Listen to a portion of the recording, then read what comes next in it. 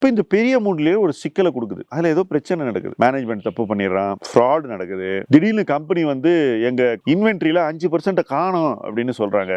நடுவில் கொஞ்சம் பக்கத்தை காணும் மாதிரி, இல்ல வடிவேலு சொல்ற கிணற காணும் மாதிரி, இல்ல நான் வந்து ஆக்சுவலா நஷ்டம் பண்ணியிருந்தேன், ஆனா அந்த நஷ்டம் பண்ணது எனக்கு தெரியல, அதனால நான் உங்கள்கிட்ட சொல்லல அப்படின்னு சொல்றான். இது எல்லாமே மறுபடியும் வடிவேலோட கிணறு காணும் ஸ்டோரி தான். எங்கேயாவது கிணறு காணாம போகுமா சொல்லுங்க? போகாது இல்லையா? ஆனா இந்த மாதிரி கிணறு காணும்னு சொல்லக்கூடிய கதையை கூட நாம எப்படி அணுகுறோம்னு பாருங்களேன். நமக்கு அந்த நேரத்துல என்ன உணர்வு வருது? கோபம் வருது. என்ன கோபம்? அது எப்படி கிணறு காணும்னு சொல்லலாம்? அதே போல அந்த நிறுவனத்துல நிறைய அறிகுறிகள் இருக்கு, நிறைய விஷயங்கள். இன்சைடர் செல்லிங், நிறுவனத்தில் உள்ள முக்கியமான நபர்கள் விலை உச்சபட்சத்தில் இருக்கும்போது பங்குகளை விற்கிறாங்க. இரண்டாவது, உங்களை சுத்தி யாருமே அந்த நிறுவனத்துடைய வாடிக்கையாளர் இல்ல, வாடிக்கையாளர்களே இல்ல. அந்த நிறுவனம் ஆஹா ஓஹோ நாங்க இப்படி பண்றோம் அப்படி பண்றோம்னு சொல்றாங்க.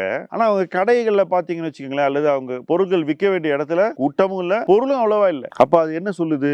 ஏதோ இடிக்குது அப்படின்னு சொல்லுது. இப்ப இந்த மாதிரி பங்குகள்ல நம்ம வந்து 10% வாங்கி வச்சிருந்தோம்னாக்கா, ஃபர்ஸ்ட் நம்ம பணத்தை மதிக்கல, நம்ம எடுத்த ரிஸ்க் ரொம்ப அதிகம். ரெண்டாவது, நாம ரிஸ்க் எடுத்திருக்கோம், அந்த ரிஸ்க்ல வந்து ஏதோ தப்பு நடக்குதுன்னு நமக்கு தெரியும் போது நம்ம அப்படியே சும்மா இருக்கும் அல்லது கோவப்படுறோம்.